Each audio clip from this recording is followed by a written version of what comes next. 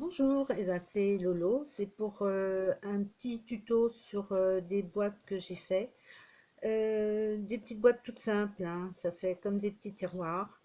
Donc voilà, comme ça, et puis donc c'est tout simple, hein.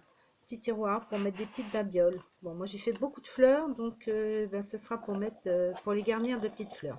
Donc voilà, hein, c'est des petites boîtes comme ça, et ça fait un peu comme la boîte d'allumettes en fait, hein. Voilà, j'en ai fait quelques-unes. Voilà, pour offrir, c'est sympa, ou pour même si on veut en faire plusieurs de la même façon, donc c'est pour garnir. Voilà. Donc, pour commencer, donc il vous faut du papier un peu dur, hein. Bon, moi, j'utilise des grandes feuilles de 50-60, donc je coupe. Sinon, il vous faudra en base, il vous faudra un cartonné de 32 par 18. Hein. Je vous le mets là, 32 par 18. Et après, on fera les plis. Et pour le tiroir, donc qui sera comme ça, lui, il faudra un morceau de 17,5 par 21,6. Voilà. Après, bah pour les garnitures, il vous faudra un petit peu de fleurs si vous avez, ou vous pouvez faire autre chose. Voilà, moi je vous montre les petites fleurs que j'ai faites. Voilà. Bon, ça fera peut-être le sujet d'une autre vidéo. Voilà, donc des petites fleurs. Il vous faudra aussi un petite attache parisienne pour le tiroir. Et puis après, bon, vous mettez la déco que vous voulez. Après, c'est au choix. Donc, pour votre base, donc vous allez faire, vous allez tracer des traits. Alors, 1 x 4, 1 x 10, 1 x 4, 1 x 10, 1 x 4. Voilà. Donc là, je vais faire mes traits. Donc là, je ne sais pas si on voit bien. Mais donc voilà, je vais faire 4. J'avais déjà commencé. Après 10. Alors comme moi, je suis sur un truc qui a déjà donc 10. 5, 5, 10. Voilà, après 4. 1, 2, 3, 4. Voilà, encore 10.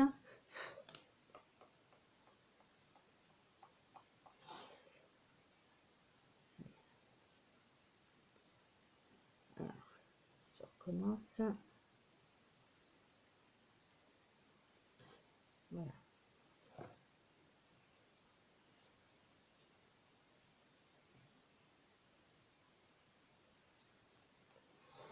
Voilà. Donc, ça va vous donner ça. Je ne sais pas si on voit bien. Donc, 4, 10, 4, 10 et 4. Voilà. Après, eh ben, dans l'autre sens, il faut faire un 4 plus 14.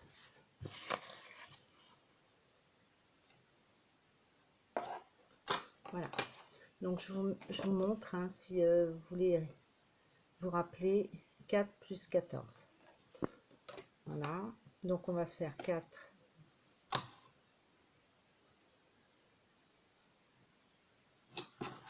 Voilà, on plie à 4.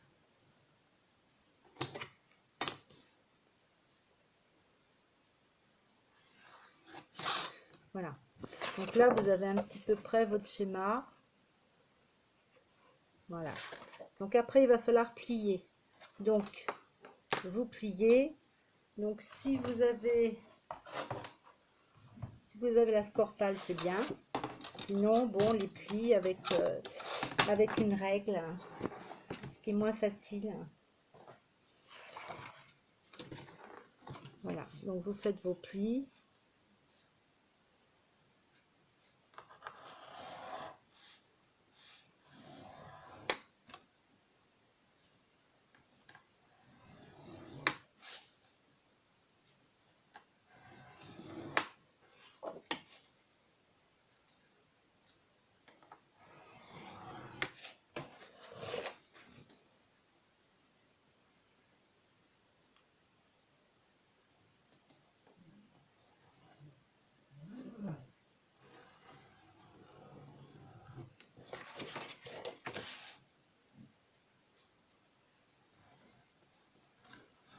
Voilà. Donc là, vos plis sont faits. Après, donc, ce que vous faites, eh ben, vous repliez bien.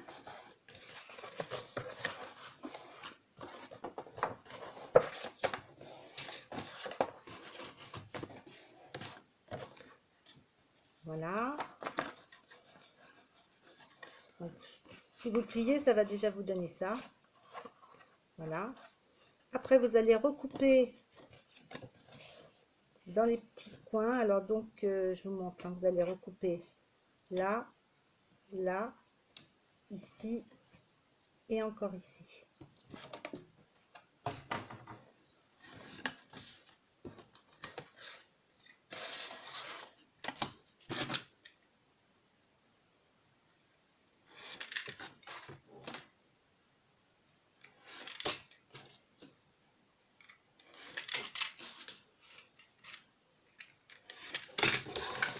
Voilà, donc là j'ai coupé, donc ici, ici, ici et ici. Et maintenant, quand vous faites votre pliage, donc ça va venir comme ça, s'emboîter.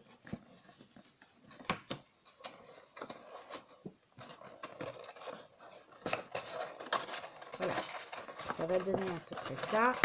Bon, évidemment, là, c'est pas collé, alors ça ne donne rien. Ça veut pas. Voilà, donc ça vous donnera votre base comme ça. Après, il faut coller. Donc, ce que j'ai fait pour aller plus vite, j'en avais déjà coupé un. Et donc, vous pouvez commencer à coller. Donc, l'intérieur, vous collez.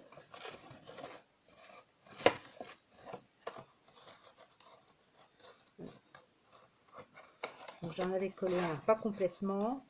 Mais donc, voilà, hein, quand ça sera fini, ça sera collé, ça sera comme ça. Voilà. Après, vous allez passer au petit tiroir. Donc, je l'avais déjà coupé. Donc là, le petit tiroir, il faudra faire des plis à 4, à 9,5, 4. Voilà, sur 17,5. Et dans l'autre sens, pardon, 17,5. Et dans l'autre sens, vous ferez des plis à 4, 13,6 et 4. Donc voilà, je vous le marque, je vous l'ai marqué. J'espère que ça passe bien. Voilà. Une fois que vous l'avez coupé, fait vos plis, vos marquages, et ben c'est simple. Vous pliez, vous collez. Voilà. Voilà. Et ça vous donnera le petit tiroir qui sera fait. Après, on va passer un petit peu à la garniture. Petit papier, donc papier à votre choix. Voilà. Moi, j'ai choisi ce papier-là. Donc là, vous coupez deux morceaux de 9,5 par 13,5. Donc un tout petit peu plus petit, évidemment, que votre tiroir. Et bon, bien sûr, soit vous les collez directement sur votre boîte, comme ça. Ou si vous avez envie de faire un peu plus joli, je me sers d'un distresseur que j'ai perdu là pour l'instant. Et donc, ce qui vous donnera, si vous servez du distresseur, ça vous donnera cette espèce de petit, c'est un petit peu vieilli là autour. Bon, après, c'est comme vous le voulez. Donc, deux morceaux, 9,5 par 13,5. Donc, un dessus et évidemment un dessous. Après, vous allez avoir les parties du côté. Moi, j'en ai pas mis là, mais j'en ai mis là. Voilà, comme ça. Donc là, ça sera deux morceaux de 13,5 par 3,6. Donc, effectivement, ça ira là. Et c'est toujours un petit peu plus petit que votre tiroir, juste pour qu'on voit un petit peu les bordures. Voilà. Ensuite, après, j'espère que je ne vais pas trop vite, parce que j'ai pas l'habitude. Ensuite, après, pour faire votre tiroir, vous allez avoir 2 morceaux comme ceci, de 9,5 par 3,5. Donc, un que vous allez mettre, je cherche, que vous allez mettre là. Vous allez le coller.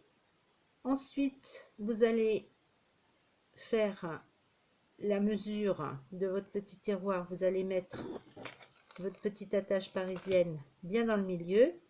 Et une fois que vous l'avez mise, vous repositionnez un petit morceau de papier à l'intérieur. Voilà, c'est assez simple. Il suffit de compter un tout petit peu, mais à mon avis, tout le monde peut y arriver. J'y arrive bien. Hein. Et donc voilà, ça vous donnera une jolie petite boîte. Après, pour la déco, eh bien, vous mettez comme vous voulez. Bon, moi, j'avais fait un petit nœud, voilà, que je positionnerai comme ça, plus donc mes fleurs. Voilà, je ne vais pas les coller puisque, bon, j'aime pas les vidéos qui sont trop longues. C'est juste pour vous expliquer. Voilà. Je mettrai sur mon blog Créaaddict 1 ma boîte quand elle sera terminée, avec un petit tuto en photo explicatif. Voilà. Donc, voilà, j'avais fait quelques petites choses jaunes puisque mon fond est jaune. Et en fait, ça donnera à peu près ça, si ça veut tenir pour l'instant. Voilà. Donc, voilà, ça donnera ça. Voilà, j'espère que vous avez bien noté les, les petites mesures. Hein. Je les remettrai sur mon blog dans la semaine. Et voilà. J'espère que ça vous a plu et je vous souhaite une bonne journée et joyeuse Pâques.